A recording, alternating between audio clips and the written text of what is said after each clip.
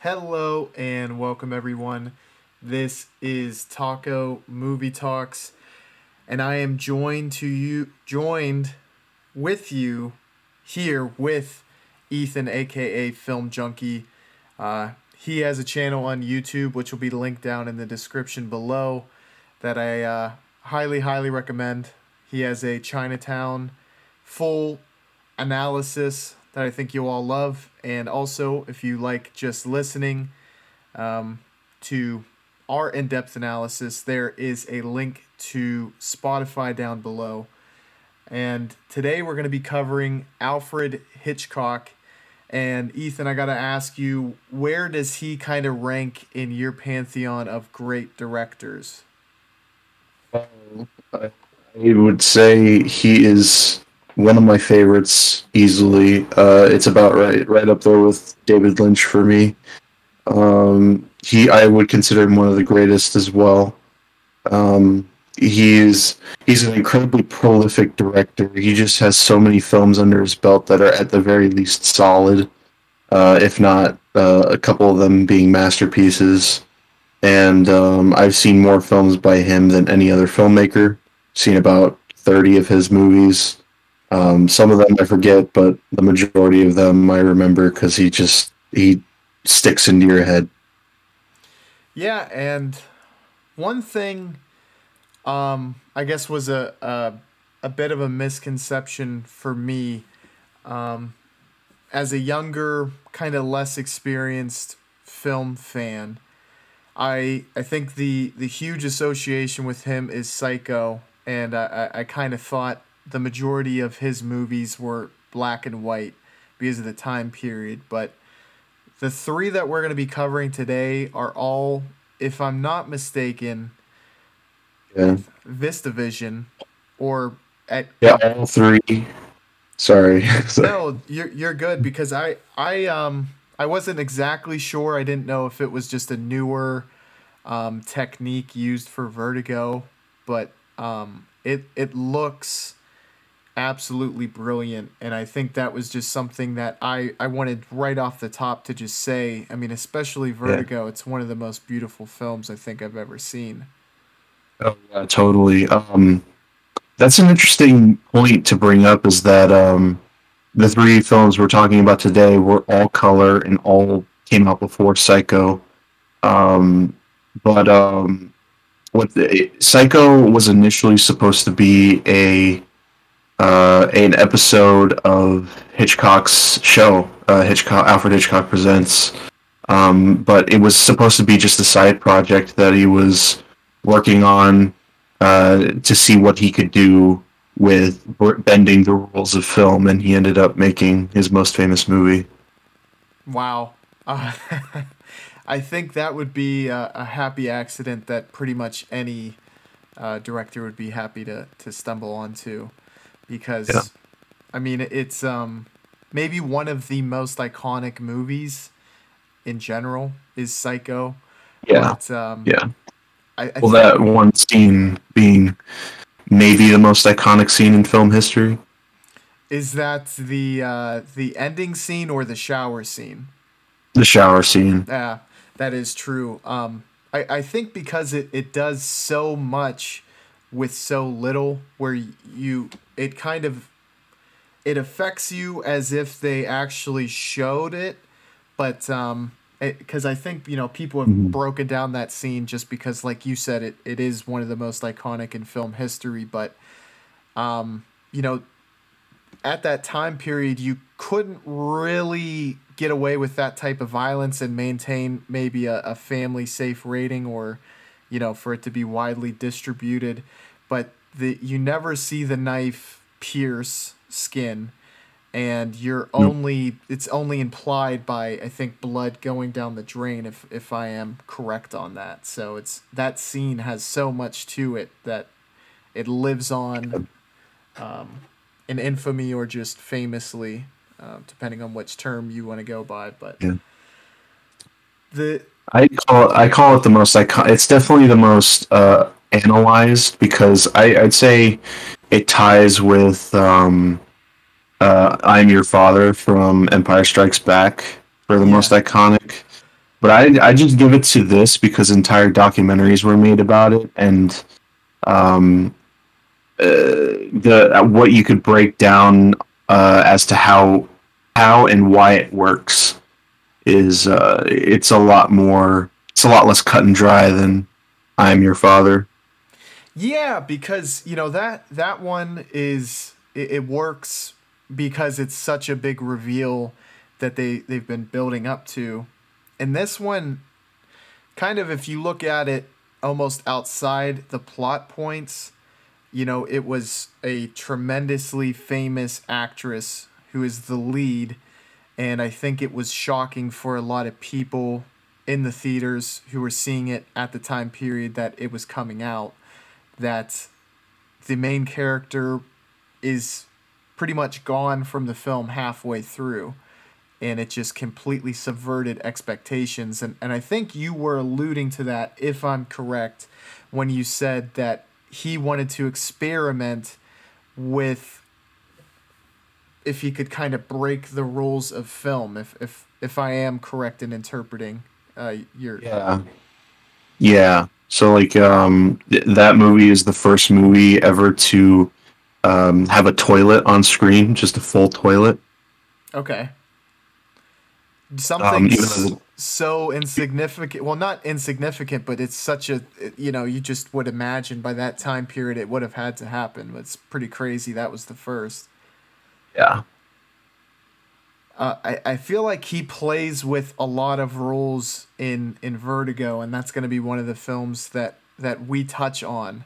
But Ethan, I have to say, like, because I think you have much more expertise when it comes to older films. You have a lot more experience with them. But Hitchcock, he has the dialogue does feel like it's that old-timey, snappy dialogue, but there's something to his films that also feels kind of modern in a way. Would you agree with that? Yeah, I think what makes Hitchcock great is the fact that he never takes himself too seriously.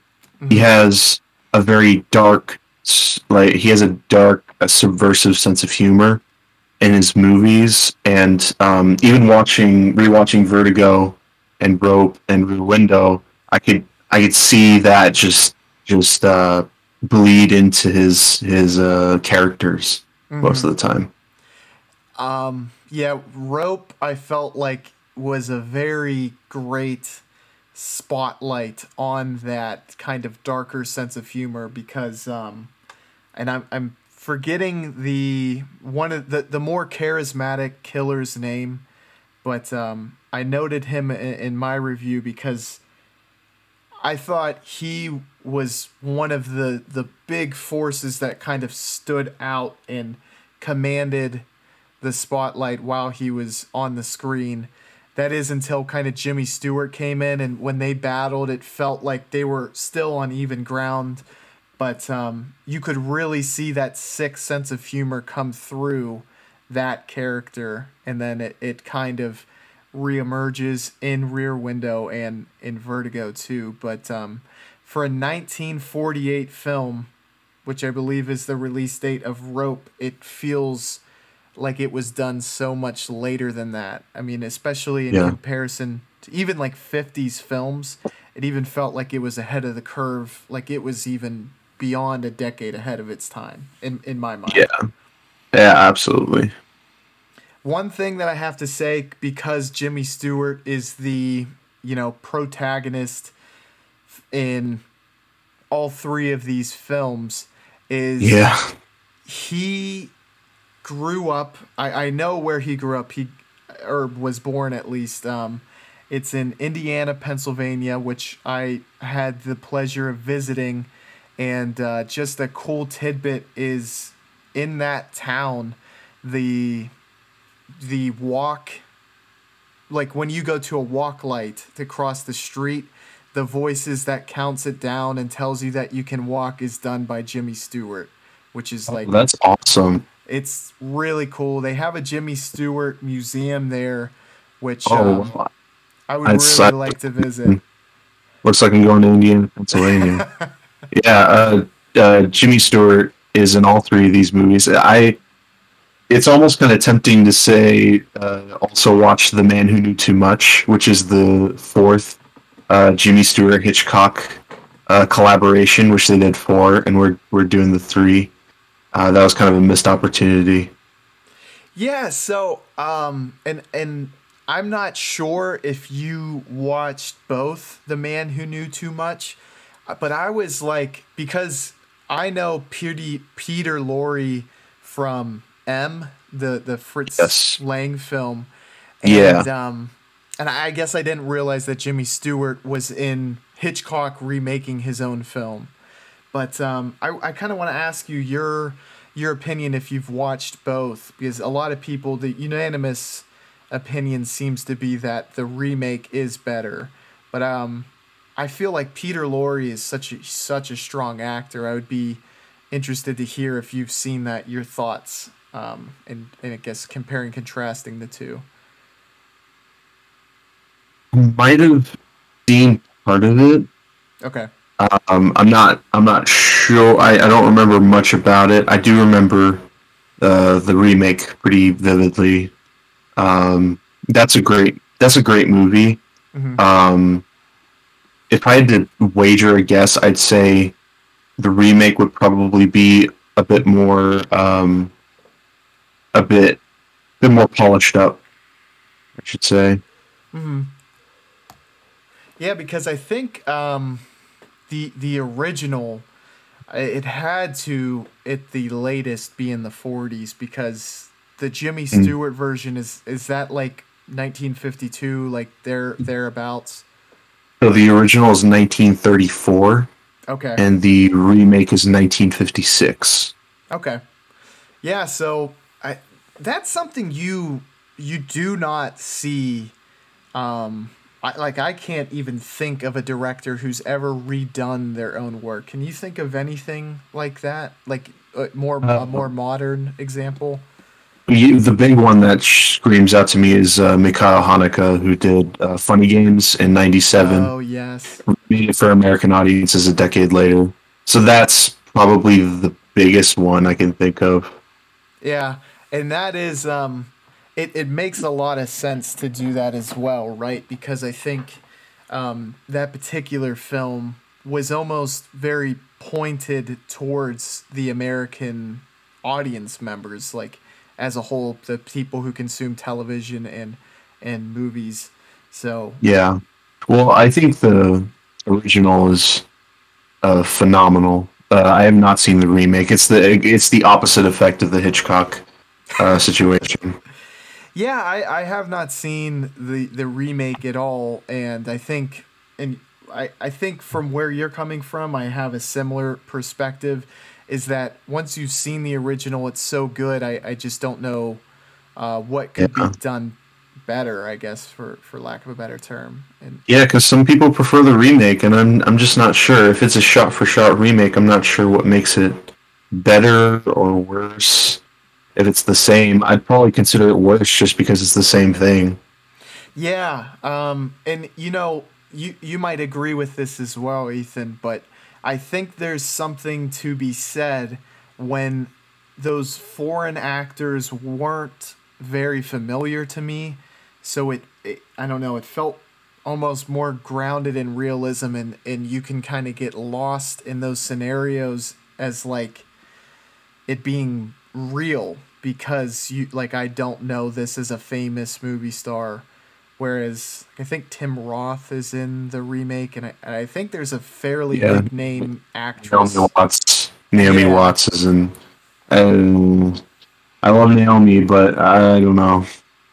Yeah, I mean, she definitely, she works in a lot of films she's in, but with that subject material, I think having relative unknowns for American audiences, that helped the film in my mind.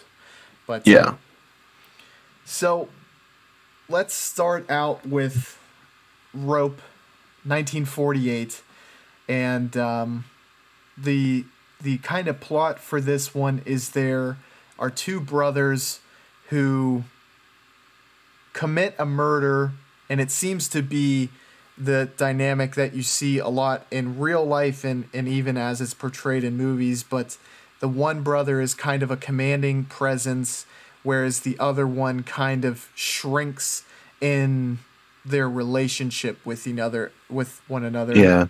I should mention they're friends. It's Brandon Shaw, who's the charismatic one, and Philip Morgan, who's the paranoid one.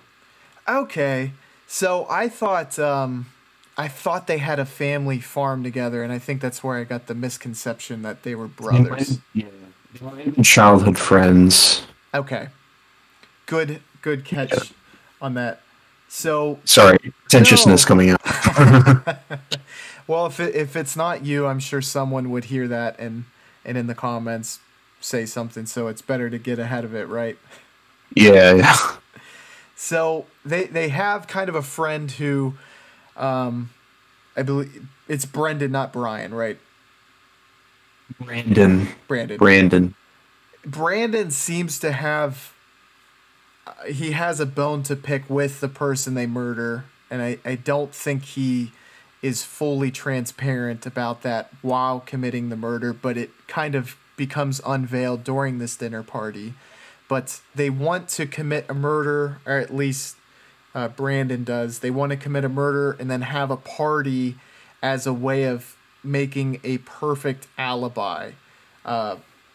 So they have this dinner party, and the food is put kind of on this chest, which has the body in it. And Jimmy Stewart he's kind of the guy that they need there to pass the sniff test, for lack of a better phrase. Yeah. And he ultimately ends up discovering this grisly crime. So, Ethan, what was your original, or your first impressions on this film? Well, I saw it a couple of years, maybe a year ago, when I got my Alfred Hitchcock DVD collection, which was wonderful. And so that was like one of the first movies I watched from that collection. Not one of the first Hitchcock movies that I watched, certainly not, but it's one of the first that I watched with that DVD collection. Mm-hmm. Anyways, I'm getting sidetracked. I kind of loved it, but I didn't appreciate it. I felt like there was something missing as far as like meat. And then I rewatched it for this discussion, and I forgot just how amazing this movie truly is. Yeah, I said it previously, and the actor who plays Brandon was so charismatic, and coming into this, I saw like kind of on the cast sheet, Jimmy Stewart was in it. And I had seen Jimmy Stewart in Rear Window, and I knew that took place, in the 50s. And I don't know, you might think this is silly, but Brandon looked like a younger version of Jimmy Stewart, to the point where I kind of thought, oh, wait, I thought he was Jimmy Stewart until he came into the scene, which they played like their acting styles felt very, very similar, and I think that played into kind of the plot points that Alfred Hitchcock was going for. Did you? Yeah, they were very, very distinguished. They had very distinguished performances in that movie. You could tell that these two share very similar viewpoints in the way they see the world around them. Mm-hmm. Whereas the actor's name is John Dahl. It's John Dahl and Farley Granger, who's in another Hitchcock classic, Strangers on a Train. But they have fantastic chemistry. But so does John Dahl and Jimmy Stewart, because they are very like one another, and it kind of gives you a gateway into someone like that, and at the end, it just kind of cements why that way of thinking is kind of wrong. Yeah, and it was I think for the time period it was very poignant, and I think they even kind of addressed it in the film. But the line of thinking that Jimmy Stewart and Brandon shared was kind of that of Nietzsche's Übermensch, and that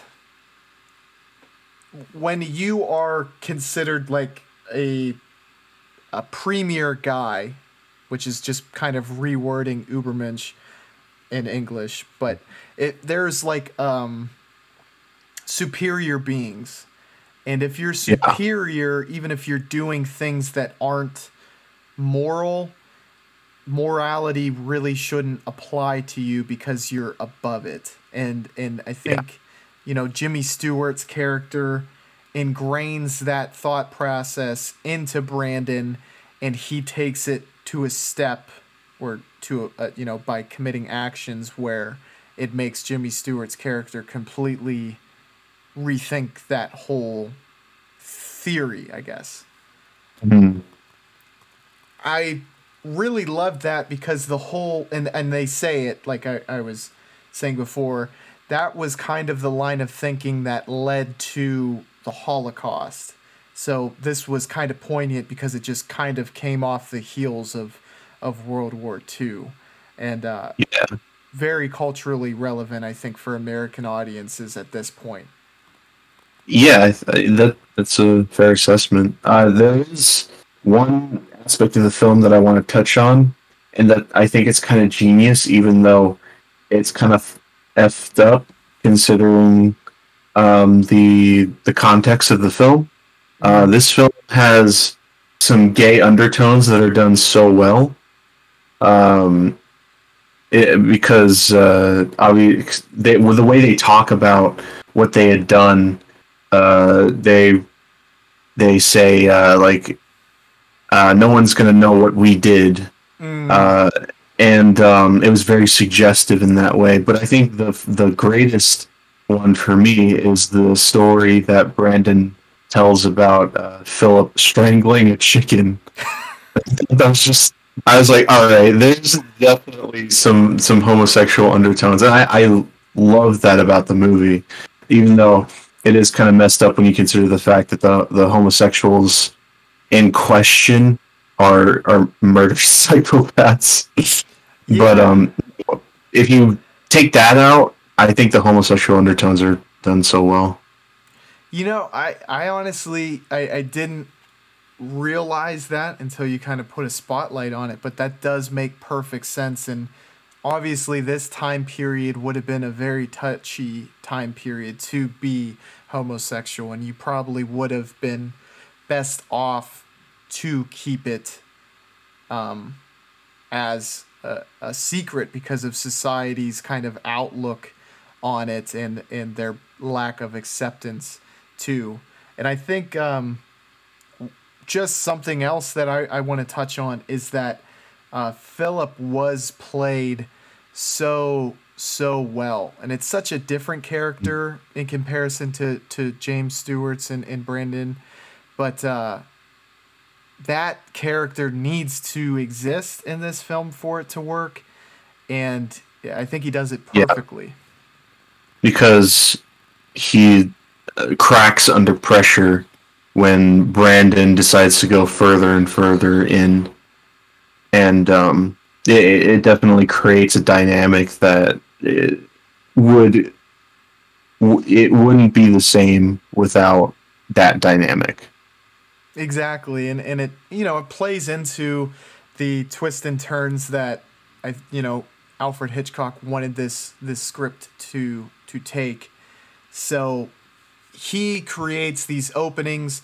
Brandon kind of thrusts Philip into these situations for him to crack, and you know Jimmy Stewart is there at every turn to kind of pick up every scrap that they leave until he finally pieces everything together. So it works beautifully in that regard. And also Brandon's, I guess his motivation to do this, I felt like was very good, because you get his sixth sense of humor throughout this whole thing, and he's always trying to push the line further and further, and that it was almost like an attack on the, it wasn't wife, I think it was only girlfriend at that point. Am I correct on that? Yes. It felt like such a very poignant attack at her to have her basically at the boyfriend's funeral, for lack of a better term, because he's like a jilted lover at that point. Mm-hmm. Altogether, and I think was this inspired by a novel? I know that's an awfully specific question, but the way that these twists and turns come at you, it just felt tremendously well written. But I wouldn't put it past Alfred Hitchcock to have written something so brilliant. I'm not sure if it was. It might be based on something, but yeah, it is a brilliantly written film, especially the pacing, because I love how the layers are kind of peeled back more and more as you get more context, and the layers as the layers for Jimmy Stewart are peeled back more and more, so he could see the truth. And those subtleties, there's so many subtle character decisions that add to this film. One that I actually didn't super notice, but I think I saw on someone else's review, was Philip was playing the piano, and James Stewart is pretty much interrogating him, and you can tell Philip is getting really uncomfortable with the questioning, and there's a metronome there, and Stewart is, as he's trying to turn up the heat on Philip, he increases the speed of the metronome in between questions, which is just, that is such a subtle thing to do, but it is like one of the great nuances that this film is kind of chock full of. Yeah, certainly. Another one is Brandon's is stuttering, but did you appreciate those and pick up on any others? Yeah, there's a lot of subtleties to the acting as well, like Brandon's excitement, or obviously the homosexual undertones were something that I picked up on, but I don't, not really much else I could say. It is a fairly simple movie. You could pick up on a lot, so who knows, maybe I can watch it again and I could pick up on more. This film, I think, if you look at it as a whole too, one of the things I really appreciate was this was, there was obviously cuts, but they were so well placed that this film came off, or was trying to kind of portray a single cut film. And, the singular setting and the timeline basically being pretty much just condensed into this time, but it's not stretching too much outside of the hour and 30 minutes that this film is supposed to take place in. Yeah, that all felt just so great, and I think it played a huge role into why this film was so well paced. Yeah, definitely. And it also feels like one of those, not only just early examples, but one of the prime examples of just efficiency in filmmaking. Would you kind of agree with that? Yeah. Well, I mean, we haven't mentioned that it's kind of the cherry on top of all this is that it is supposed to look like one continuous shot. It technically doesn't. They had to cut every 10 minutes, but they would use like someone's back, yes, in order to like pan pan into their back, and so they can blacken the screen, and then they can cut it from there, and then cut back in. But the way they do it is so smooth and so seamless, in the way they transition. Yeah, because like from my limited knowledge, there was like a few, like you said, there was one where they kind of zoomed into someone's back, and you can tell that's a perfect place to kind of, put a cut. But I would have never guessed it had to take place every 10 minutes. So there was at least a few that just completely went unnoticed by me.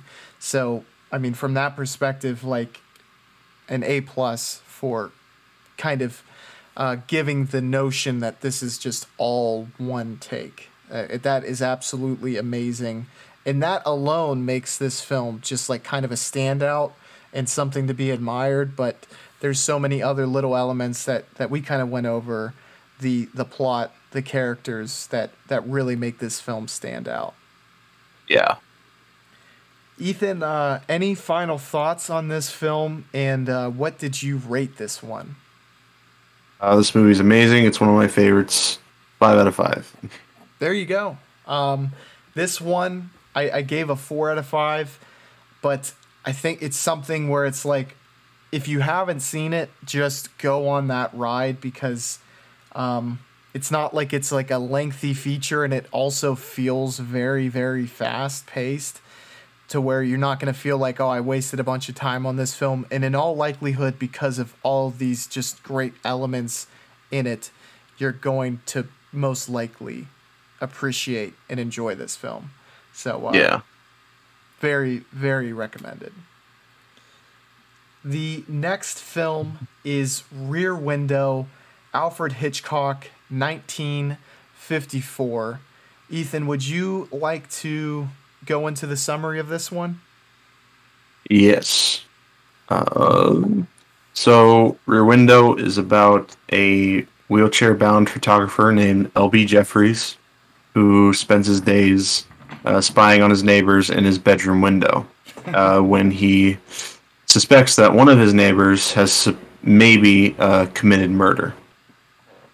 Yeah, and it's such a simplistic plot, but all the little kind of the chemistry between the actors and actresses, and those little interactions, it's able to fill the feature length of this film and really not make it seem like they're dragging it along just to fill the time. It's like every moment does feel necessary and like it adds to the film. Did you kind of feel that way too, Ethan? It adds to the whole mystery and the whole story overall. The dialogue is the best Hitchcock has ever done. He outdid himself here. And it really adds to, this element that James Stewart has, kind of just this woman who ends up being his, girlfriend, I think, at the end. She seems completely infatuated with him and willing to kind of give up these huge, this life that could, in all likelihood be there for her. But she's so intrigued and infatuated with James Stewart's character, and the dialogue makes that believable in a sense. Mm-hmm. Because he's such a titular character and just so charismatic and a silver-tongued character that it's like, I can kind of buy that, despite her being this obviously beautiful actress and him seemingly being a little bit older. But I mean, that's a discussion for a different time. Well, this is my favorite Hitchcock movie. This is one that I think it's like big Hitchcock fans would place near the top of their list. Yeah, certainly. As iconic as Psycho is, usually it's never anyone's favorite. There's probably a lot of people's favorites, mm-hmm. but not a lot of people that I talk about Alfred Hitchcock with say that Psycho is their favorite. It's close, but it's like Psycho is second place to this for me personally. And I think we even kind of mentioned this in our Decalogue series, but I want to kind of do the inverse and mention that this clearly influenced, and I think it's episode 2. I'm not. It is the short film about love. Also. Yeah, six. Okay. It's just such a brilliant idea for a film where you see basically an entire neighborhood's goings-ons via a rear window. And that is just like the perfect kind of stage for a story like this to take place. And it's just brilliant for Hitchcock to unlock that. As far as world building for what it does for having the camera just be placed in one room, it's perfect. You see everything out of this window, and it's spectacular the way they go about it, because you are also viewing it from his perspective, so you also feel like a voyeur in that same sense. And the whole time you say to yourself, is what this character's doing okay? Should he be doing this? Yeah, that is a very good kind of moral conundrum that Hitchcock puts the audience into, which I think is always rewarding as an audience member, where you can make people kind of on the fence about whether you actually agree with the protagonist's actions.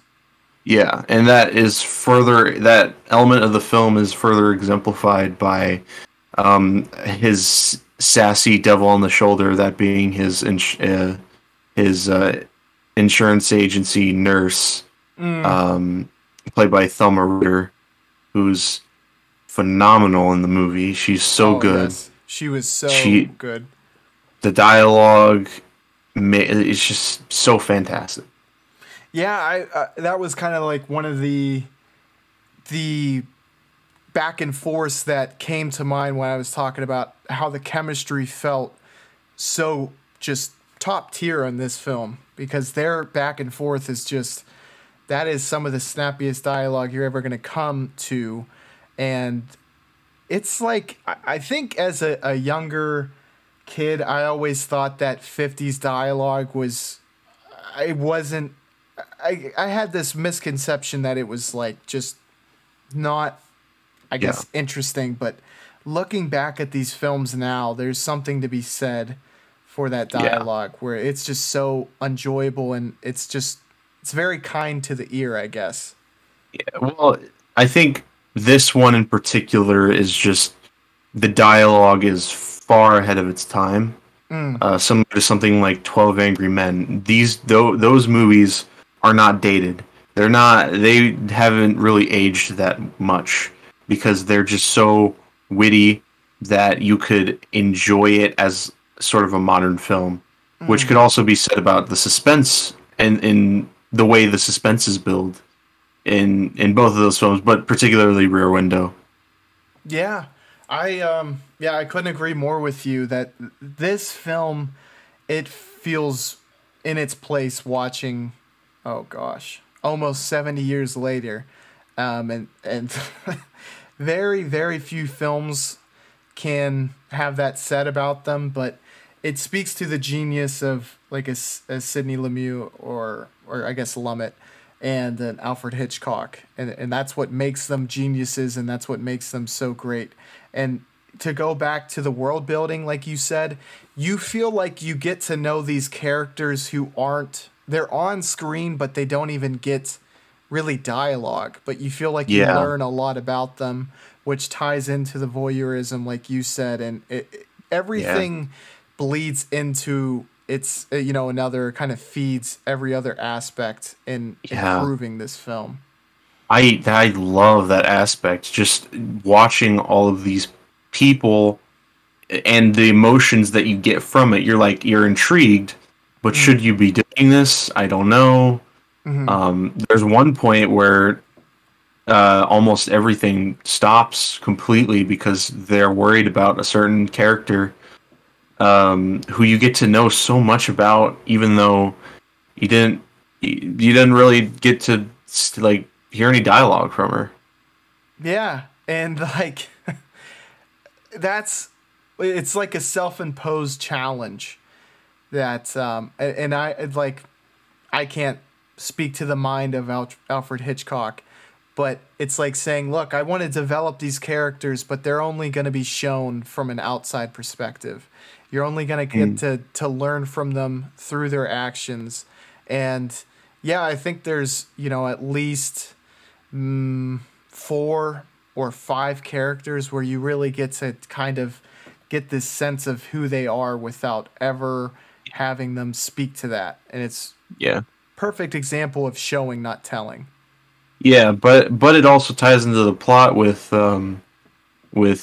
obviously the main person that you're focusing on the entire time is Thornwald, who is the supposed murderer. They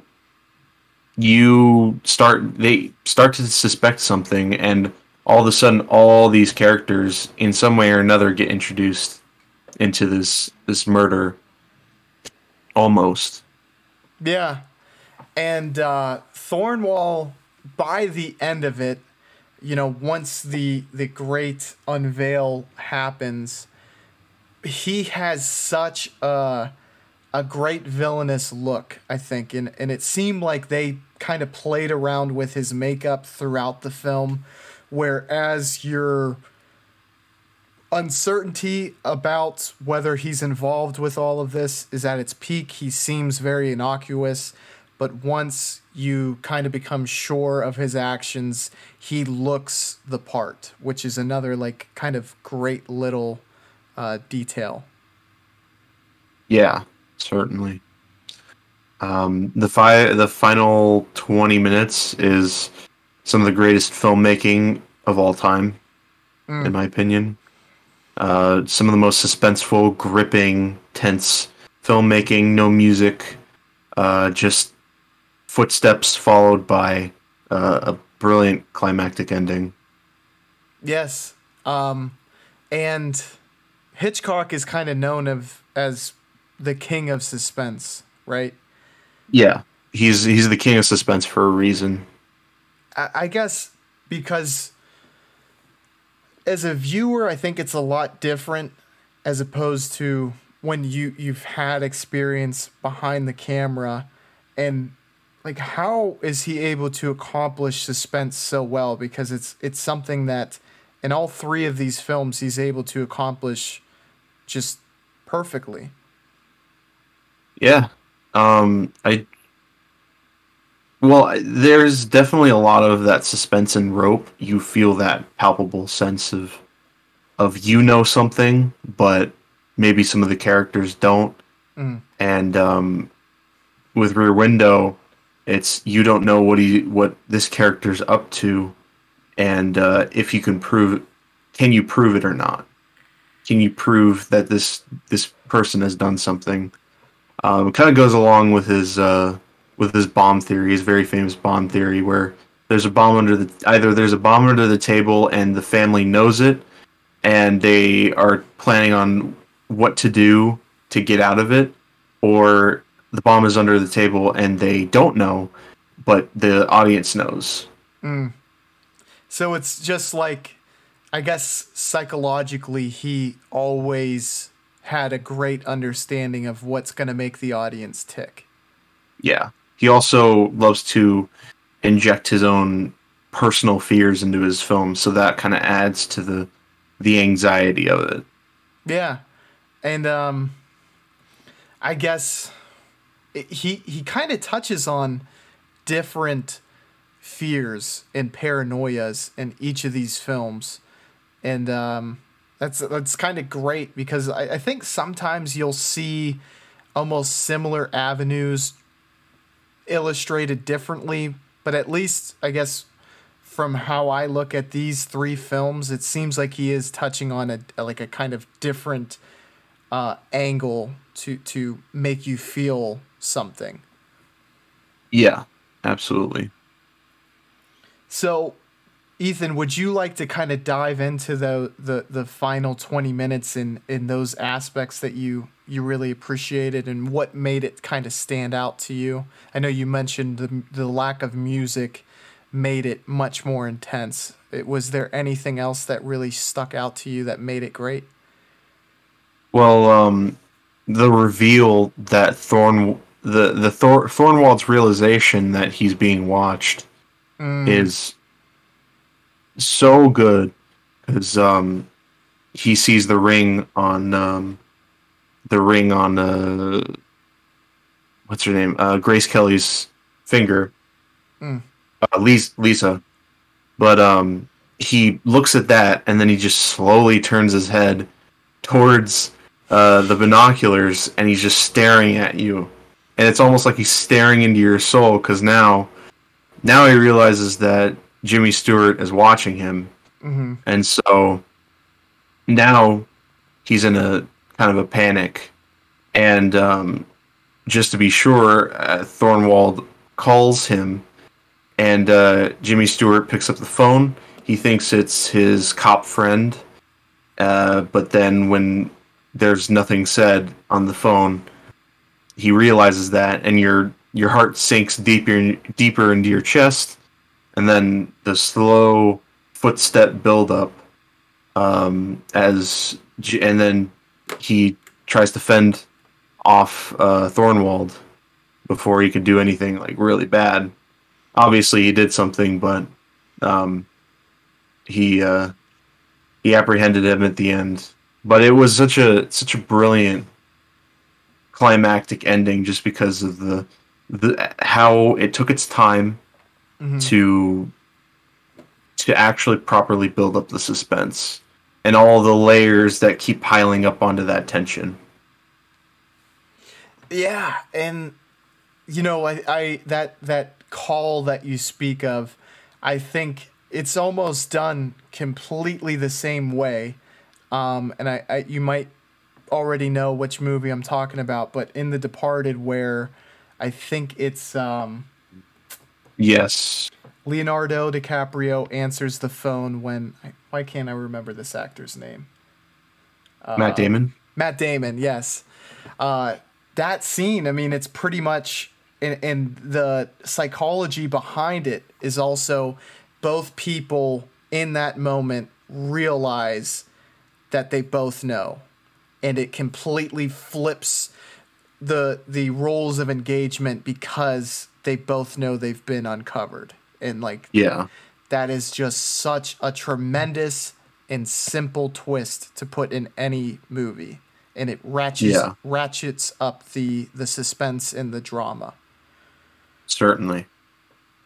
And I think this one was the first Hitchcock film that I ever watched, and it was relatively late in my life. It was only a few months ago, so I just now feel like I'm very much discovering Hitchcock as a director. And after watching these three films, kind of the misconceptions I had about him previously have been corrected in that I understand how he is the king of suspense and how he's able to inject that into his films.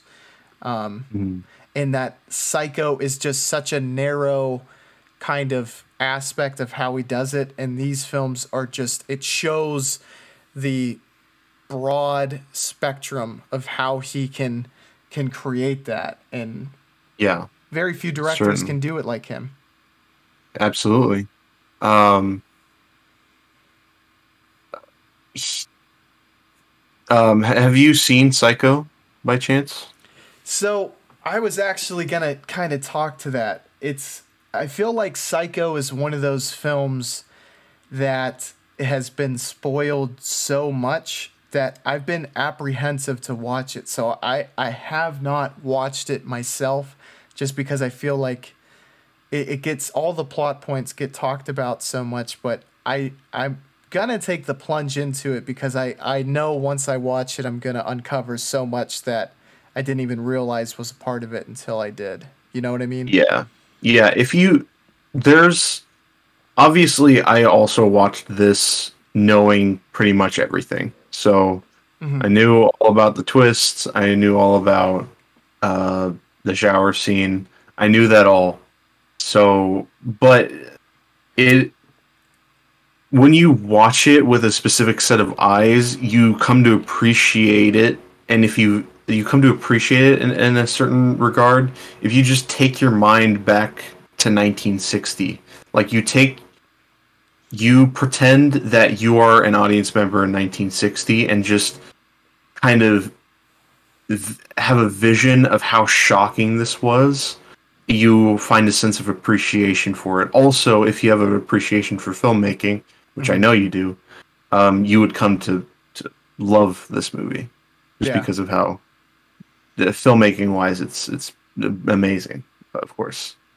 Yeah. So, I mean, from that review, and then just the fact that it is one of the, like, everything you said, that there's so much to latch onto and love about it. It's definitely something that I'm gonna have to watch. You know, just it's all a matter of when's the right time. Yeah. Which that's something that I always kind of uh, deal with. There's so many movies that I want to watch, and there's some that are just absolutely like consensus number ones, or, well, I don't. In film, that's kind of a hard statement to say, right? But there are some films that are just like almost unanimously applauded and highly lofted that I haven't seen yet, and it's always a matter of, okay, well, when do I finally digest those films? And I guess there's no better time than now, but it feels like it's such a special movie that you kind of want to make it a special event when you watch it, and it's always like, well, when's the right time, I guess. And that's something that I've been wrestling with recently because there's so many greats I haven't seen yet. Yeah. Yeah, certainly. So, Ethan, what are your final thoughts on this movie, and what's your rating as well? Uh I love it. It's a masterpiece, 5 out of 5. Yeah, so this one, it's a four and a half for me, which is like, I could never explain to someone what delineates a five from a four and a half, but pretty much anything that's in the four and a half to five to me is, I consider, a masterpiece as well. And it's pretty much just a five, just hit that one note with me where I was like, this kind of transcends everything in media to me. So, Yeah. and this gets awfully damn close. And I think it's one of those movies where on a rewatch, it could easily hit that note for me. Yes, certainly. The third and final film that we are going over is Vertigo by Alfred Hitchcock. James Stewart, again, the protagonist in this one, a former detective for the San Francisco police force, starts out the film hanging off of a, what do they call it? Storm pipe, storm drain. Yeah, exactly. Hanging from the storm drain after a rooftop chase with a criminal, and while he's hanging there, a fellow police officer tries to help him up and ends up falling from the roof. And this instills I think it's called not arachnophobia, but it's, a phobia of Phobia. heights. Acrophobia. Acrophobia.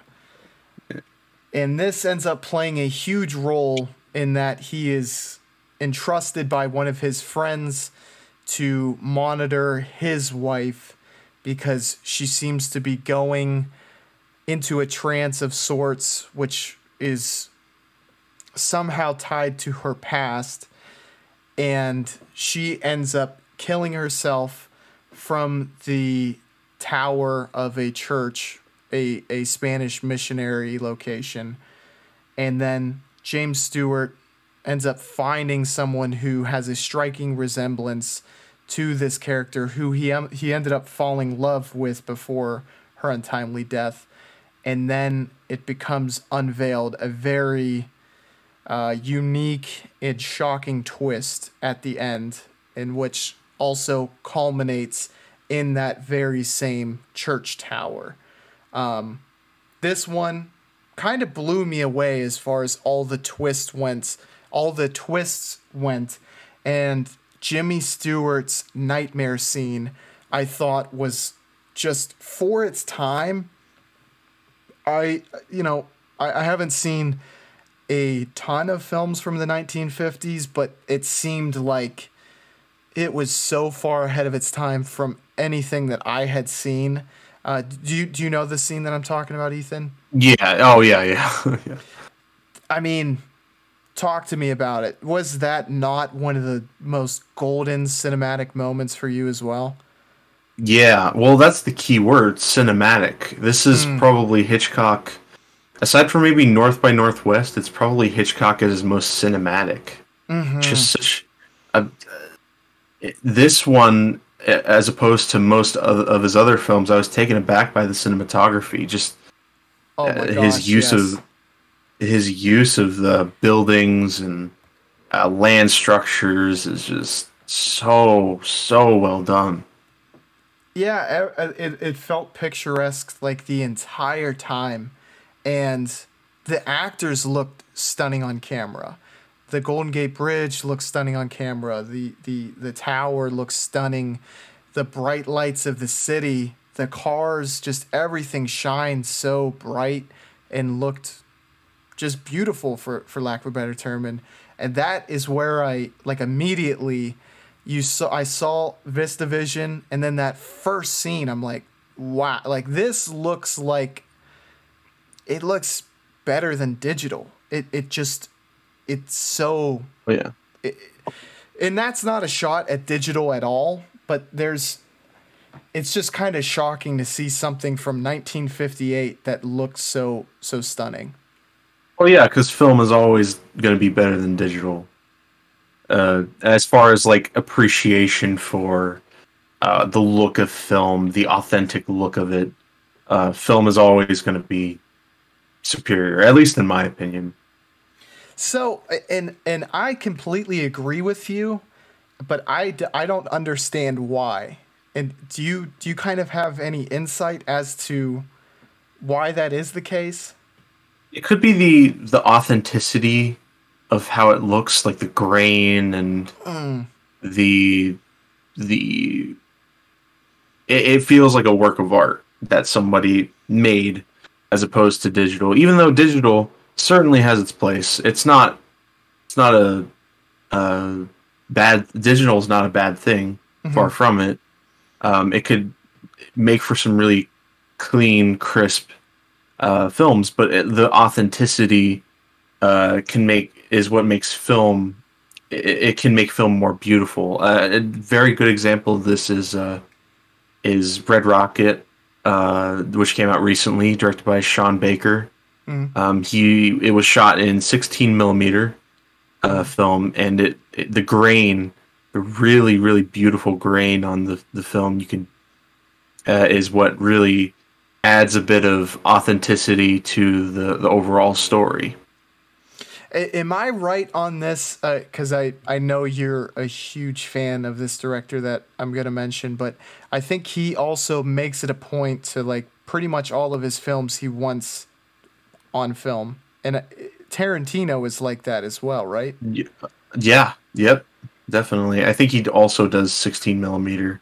And because it makes sense for him, because he's also kind of a film nut, and he loves film. Yeah. Were you aware, Ethan, that he has a podcast on Spotify as well? I was aware of that. I was kind of a little shocked. Yeah. Roger Avery's in it, fresh out of prison. No. I mean, I think he was caught for something, but I forget. What is his background? Because that name sounds somewhat familiar, but I don't know where from. Roger Avery co-wrote Pulp Fiction with Tarantino. Okay, okay, I didn't know. What did he go to prison for, or was that?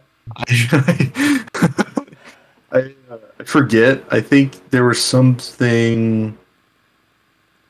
It was he did something, but I can't really recall. Maybe he didn't. I don't know. Um, uh, car crash, fatal car crash, and he was Oh, sentenced. He was sentenced to a year in jail for. So it's kind of a Matthew Broderick situation.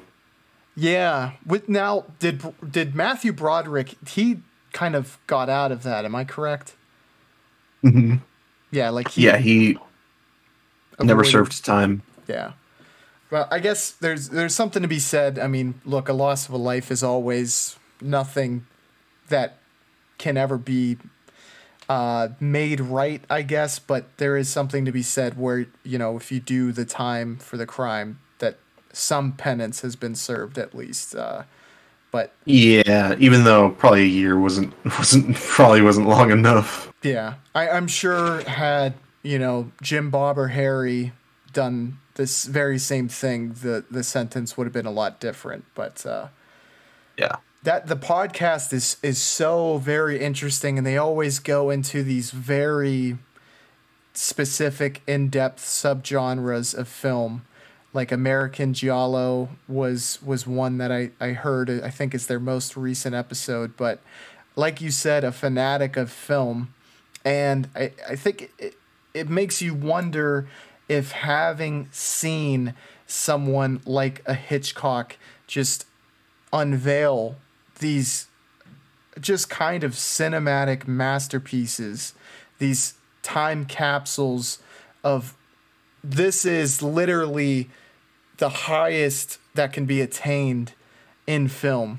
And to see that, I think it kind of makes filmmakers like a Tarantino look at that and want to accomplish something similar, in my Yeah. mind at least. Because, my gosh, I mean, we went into some of the things that look so striking, but it looked just absolutely just eye candy the whole time. Yeah. Yeah, Vertigo looks incredible. I also want to say that aside from Psycho, it's probably up to the point of when he released it, it's probably his most ambitious as far as like a character, like it was like a psychological character study, which uh, kind of revolutionary for the time. Yeah, because you get a lot of different sides to Jimmy Stewart's character.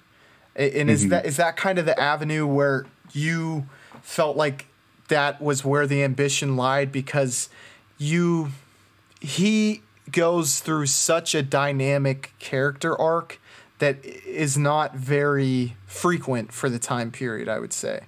Yeah, definitely. I wouldn't be surprised if this inspired Martin Scorsese's Taxi Driver, just Mm. because it focuses on one character who's on just a downward spiral Hmm. in terms of his psychological in his mental health.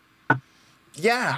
And I guess by proxy, that inspiration of a taxi driver then pretty much inspires most, you know, critically acclaimed character studies from there on out, because that the downward spiral is something that like audience members can latch onto and become super invested in, because Mm. I guess rather than the person a protagonist cares about being in peril, or directly being in peril, it's the mental state that puts them and the people around them in peril. It Yeah, kind of, the dichotomy of it is so different from what you're accustomed to. yeah. Oh, there's not much emphasis on dialogue in terms of these three movies. It's definitely the weakest as far as dialogue, Hmm. but I think the pure filmmaking surrounding it is what they were really trying to focus on, which obviously they succeeded in great, masterful effect. Yeah, and because I literally just got done watching this film and was pretty much still digesting it as we were talking. But you put your finger on something that strikes a chord for me, and the dialogue I think was something that I was like, okay, as I'm watching the film, you feel as though something that you expect from Hitchcock was missing. And I think you nailed it. It was the dialogue wasn't that snappy dialogue that takes place in Rope, that takes place in Rear Window, but it's made up for in some of the aspects of the cinematography. So despite not being maybe entertained by the quips, the witticisms, the back and forth, you are able to kind of latch on to something different, and that is just the beauty of San Francisco and the journey that we go throughout it. Yeah, certainly. So this coming into this one, was this another film that you kind of knew some of the story beats prior to coming into it, or were you able to kind of enjoy it without any plot points being spoiled for you going in? Because from my perspective, I did not know like any of the twists and turns to come, so it felt like a thrill ride from that perspective for me. Oh yeah. Well, when I watched. This is a rewatch for all three of these for me because I'd watched these prior. Mm-hmm. But Vertigo, when I first watched it, it doesn't have the status that Psycho has, but it works in its favor. Mm-hmm. So you can have all the twists, but rewatching it, there is one flaw that I will say I have with this movie, and I don't think it really does much damage to it. Mm-hmm. It kind of creates a situation like Rope where you know it, but the main character doesn't know it. Mm-hmm. Sort of situation where in like earlier from the finale, while Jimmy Stewart grows increasingly obsessed with this girl, it already gets revealed to the audience that she was the double, and it was like 30 minutes out from the finale, and I just wish it didn't blow its load so early, because obviously it's brilliant, which is weird because when I first watched it, I thought it was revealed with the audience and Jimmy Stewart's character, but apparently they revealed it to the audience early, which yeah, I agree with you. I think from a script writing perspective, that would have been probably better suited to, as Jimmy Stewart is kind of describing what he learns to be the truth. That would have been probably the best place to put it. So I completely agree with you. One thing that this film does, which also kind of, from my knowledge of Psycho, seems to have similar element, is that they very often, it almost seems like they write themselves into a corner and then are somehow able to take it to a new place.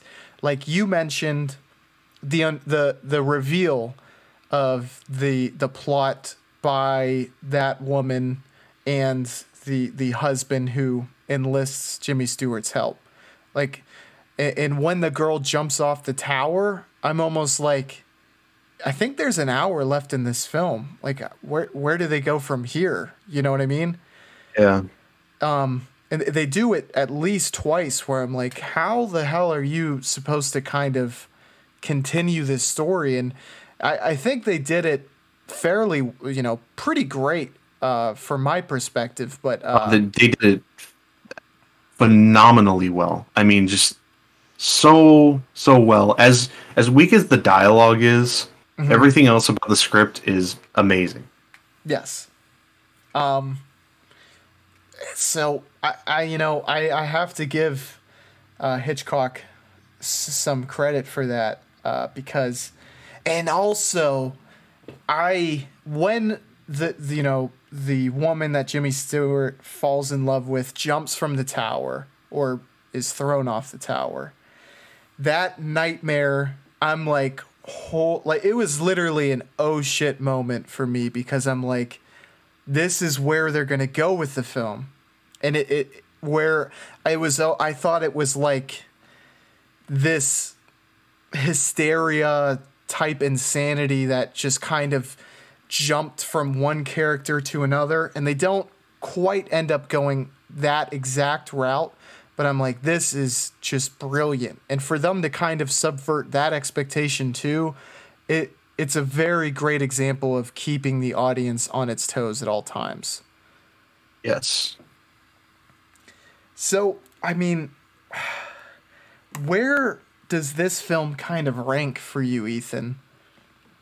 Well, all three of these that we have watched, all three of them I'd consider masterpieces. They are Hitchcock's masterpieces, as well as Psycho. Those four, which is why I was touching on Psycho too. But the order for me would probably go from least best to best: Rope, Vertigo, Psycho, Rear Window. Yeah. Similar to Vertigo, there was parts of it that I loved. I loved this movie even more than I loved it the first time. Yeah. And like, obviously, for a director, that is something that I think you're always going for, is for it to kind of age like a fine wine, in the sense that it's like each time you digest the film, you taste a new flavor, kind of. Yeah. So it's, for me, it's something that I really can't wait to watch again. But Yeah. I'm kind of amazed, and it's something that we just talked about, but that he's able to kind of accentuate a new strength as opposed to something that has been a strength for him previously, where Yeah. the cinematography is so strong. And I mean, in the evolution of Hitchcock, do you feel like him mastering the kind of shots from like a singular setting allowed him to get it to its maturation for a film like this, where he was kind of building up for a film where he could really just show off an entire city as opposed to a single setting? Yeah. Well, Vertigo, in comparison to the other two, it is very large scaled. He got more large scaled as he progressed towards Psycho. With To Catch a Thief is a very big one. North by Northwest is kind of the pinnacle, which is good because it was the year before he made Psycho. He made North by Northwest, and that movie is very epic. It's very cinematic as well. But those two movies back to back, Vertigo and North by Northwest, were leading up to Psycho, which is super small scaled. Yeah. Oh man, I just, because I feel like I finally found a new, like, it's a director that everyone is always very critically appreciative of, or I guess in critical circles, and critics love Alfred Hitchcock. And for me to finally get enough exposure to him to kind of appreciate why he is so loved, and to know that it's not kind of this pseudo appreciation where it gets passes on things that maybe it should be critical, but because it comes from a time period, it gets that pass. Hitchcock, I don't feel that at all. It's like, I feel like it can resonate just as much with modern audiences as the contemporary audiences when it came out. So Absolutely. But usually he's called one of, if not the greatest filmmaker who ever lived. It's usually between him and Stanley Kubrick, but I view them as very different in why you love both of them. Mm-hmm. Kubrick is somebody who made a film only once in a while. In his 46-year run, he made 13 movies total in 46 years. Yeah. So you you watch one but you want to savor his films, so you'll you take months of waiting, and then you say, okay, I'm ready to watch this next one. Mm-hmm. With Hitchcock, it's the exact opposite. In 56 years of making movies, or 54 years, he made 52 films. So instead of waiting a couple months, you just get lost in his filmography. You just want to watch more and more, because he does have films that are so good that Mm-hmm. you want to come back for more of his work. Yeah, and it from that perspective, and I didn't realize just how many films Hitchcock made, but while we were talking, like, I think we mentioned like 7 or 8 films that are just considered great by the majority of people, and it is something that I think goes maybe overlooked when talking about someone like Kubrick, where you're right. I mean, you look at his filmography and you're like, oh, I'm kind of nearing the end of the line for his films before I've watched all of the major critically acclaimed ones, leaving Yeah, out some of the introductory ones. But yeah. Well, the thing is with Hitchcock, you make that many movies, there's going to be a lot of forgettable ones and a couple of notable stinkers, even mhm. like Juno and the Paycock. Nobody knows that movie, and it's very boring and very stale. But someone like Kubrick, who takes his time to make movies, with the exception of maybe his first movie, Fear and Desire, he has not made a bad movie, not Mhm. one. The majority of them are either fantastic or masterpieces. And and not to fanboy over Kubrick, but you can, with that knowledge in mind, kind of looking back at his films, you have this feeling that there are years of thought and details that are distilled into those movies, where you can tell it's this very intricate craft that Kubrick is Yeah. is making. And Once you see Hitchcock. one, Mhm. once you see one, it hits you and sticks with you, and you just cannot stop thinking about that one experience that you had Mhm. with Hitchcock. A couple of them do, but sometimes some things start to blend together. Yeah, and Hitchcock, it feels like a great inspiration, and following these, like, kind of this creative thought process and trying to see it through, and seeing if he can tie this all together. And I Yeah. don't know if that's just bias from the information that you got, but Vertigo feels like this epiphany happened and he just followed it, and made the film as soon as he could kind of tie it all together, like I said previously. Does that kind of Yeah. resonate with you? Yeah, in a way, certainly. So for me, this one is definitely in close contention for dethroning Rear Window as my favorite Hitchcock movie so far. And I've only seen these three, obviously, so it's not saying a whole lot, but I think kind of started on some of the highest notes you can. So there's Yeah. something to be said for that. But for me, it's at least that quality, right, where it is, Yeah. pretty much a masterpiece. And Basically. yeah, the colors that just continually pop, and then how he's able to just keep this storyline fresh the whole time through. It makes this a very, very enjoyable film for sure. Yeah. Do you have any final thoughts on this one, Ethan, in a rating? For the third and final time, I love it. I think it's a masterpiece. 5 out of 5. I I think I'm gonna give it a 5 out of 5 too.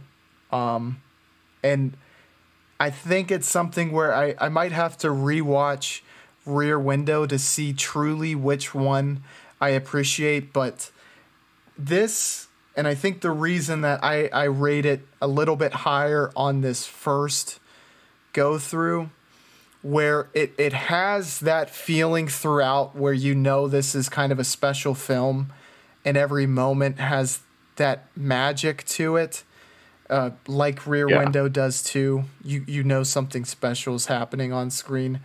But the nightmare scene is, to me, that was something that very few films have been able to resonate on that level with me. So Yeah. for that reason, I feel like I kind of can't go below a 5 for this one. Yeah. Of course. So I'm really, really thankful to have watched these films with you, Ethan. I think this was a great way, and I do feel like it does tie in fairly well with Halloween 2, despite it Oh being yeah. more mystery driven as opposed to like gothic and, gory and what have you. But Yeah. Yeah. No. No. I I definitely attach Hitchcock to that horror veneer, because he is the king of one of the key attributes to what makes horror work. and that is suspense. Is that what you're alluding to? Yeah. Yeah. Yeah. And I was gonna say something, and I feel like you might know why this feels this way to me. But whenever I think of Alfred Hitchcock, and it might be because he actually hosted it, but he feels very Twilight Zone to me. Does that kind of, do you ever feel that way at all, or do you maybe know why maybe I feel that way? Well, because he hosted a TV show called Alfred Hitchcock Presents, and it's very similar to Twilight Zone, where each episode it is a different story, and it goes along with that sort of suspense genre that he was able to do away with, and that's basically his Twilight Zone. Okay. So that explains it, because I was trying to put my finger on why, and you pretty much nailed it. Because have you ever watched that series? Because I think it's available on Peacock, but I have yet to watch it because I wasn't sure. Does he direct all of the episodes, or are they kind of, No. or is it compilations from a number of different directors? Yeah, he did direct some, but there was a number of directors that worked on it. If he directed all the episodes and directed as many films as he did, how is he that fat? Like there would be pretty much no time to eat, sleep, or do anything else really at that Yeah. point. Yeah, he'd be skinny. He'd be skinny as a rod. Yeah, I mean, and how do you kind of look at it? Like, as a filmmaker, do you feel like you would want to be working at like a fervent pace, the likes of a Bergman, a Hitchcock, or do you kind of feel like maybe the time period that like a Kubrick, like you said, is something that I don't know if anyone aspires to take that much time, but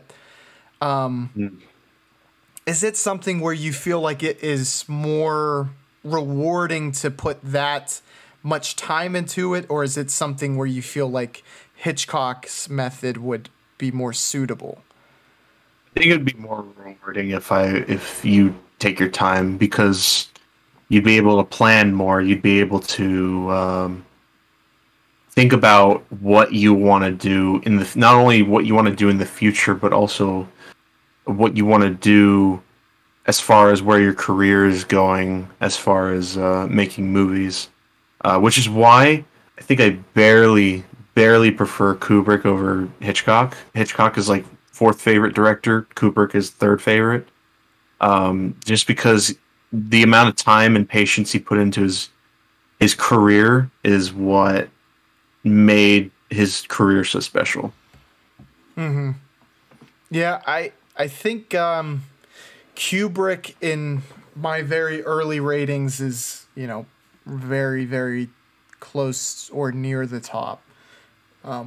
If he's not number one, I think he's about number two or number three for me as well. But Hitchcock he's definitely one of those directors that I'm so looking forward to kind of diving into more of his filmography. Do you have any final thoughts on Hitchcock that you would like to mention? Um, well, he's a genius. He kind of speaks for himself. As a person, he was kind of a dickhead, though. Was it towards actors? Was he like kind of blasé, or that might even be too weak a word, but his relationship with actors, from what I've heard, is he kind of looked at them as not as centrally important to the film as maybe they deserve the credit for. Is that the aspect you're coming at it from? Well, yeah, there's that, which is kind of pretentious, but you could see that with he kind of deserves to have that kind of outlook because he such a big stamp on his films. Where he gets kind of to be a bit of an asshole is his relationship with Tippi Hedren, infamously. In The Birds, he kind of went a bit too far as like he used live birds that attacked Tippi Hedren, and but specifically he was kind of predatory towards her. He was kind of like a pervert towards Tippi Hedren, especially after The Birds. He did a movie called Marnie, and that's when those allegations started to go. And Tippi Hedren, she's still alive actually, and she has never gone off the record. She's always said that Hitchcock was kind of abusive to her. Oh wow, yeah. I did not even know about the kind of perverse nature to him. I think I might have just heard some rumblings about what went on with The Birds, but I mean, live birds, that's just that's an insane idea. It definitely goes along with his idea of what he wanted to make is what he's going to make. Again, very similar to Stanley Kubrick, especially with his relationship to Shelley Duvall on the set of The Shining. Probably not to an extreme degree as far as filmmaking, but worse when it comes to how they treated the person, kind of as far as like being very domineering being very domineering, whereas Kubrick just didn't care about Shelley Duvall's well-being. Yeah, that's such a, I don't know, because you can see directors accomplish sometimes even greater performances by having these like very actor-centric mindsets, right? And Yeah. it's a strange, I would just wonder where that comes from, I guess. I wonder Yeah. what the psychology behind that is. Obviously, I think you hit the nail on the head with I guess Kubrick and Hitchcock, where they had a vision and it's like they would not let anything get in the way of that, regardless of the damage that could come from that. Yeah. They're like, which is why I would want to say that David Lynch is maybe my favorite filmmaker of all time, is that his vision never got in the way of how nice of a person he is. He still is a nice person. And like he's the exact opposite of like Kubrick or Hitchcock. He definitely doesn't want his direction and his vision to be tarnished, but he he genuinely loves his actors, and he wants his actors to kind of feel welcome in his world, it seems. And his vision is so unique that Yeah. like that's what I think made that kind of comparison so just right on, like, right on, is because you could see someone who has such a specific unique vision getting carried away with that, and he never loses focus on empowering the actors to be able to elevate everything with it. So Yeah. yeah, I mean, it shows that something like this, there's not one way to skin a cat, and obviously one way is I think better than the other, in that you don't have to abuse actors to get the best shot. Yeah. Well, I think that really kind of seals up this episode perfectly, Ethan. Thank you again for joining me, man. This was a tremendous talk for sure, and Yeah. a great topic. My initial, I guess, recommendation to, I think it would be End Halloween. I wanted to ask you if you would have any interest in perhaps doing well, is it not Kuzla, the director of Possession, and I blanked on his name. I had it. Oh, Andrei Zulawski. There it is. Okay, I was gonna say Kulowski, but yes, Zulowski. Would you have any interest in doing that for the next episode? Oh, absolutely. Okay, tremendous. Because I have not seen any of his films yet, but obviously, Possession is very highly lauded. Yes. Diabell, I think, is very highly lauded, and there's a third horror film that he has,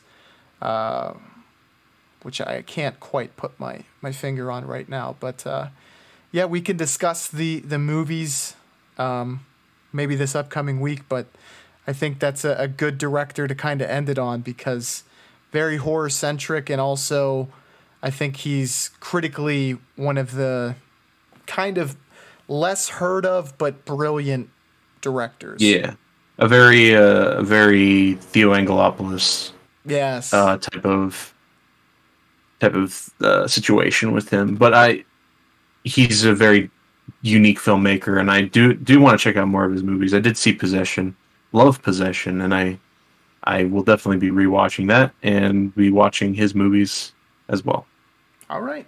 Sounds like a plan. Thank you again, Ethan. And again, if you've made it this far, check out Ethan's analysis on his YouTube channel, which is going to be linked down below.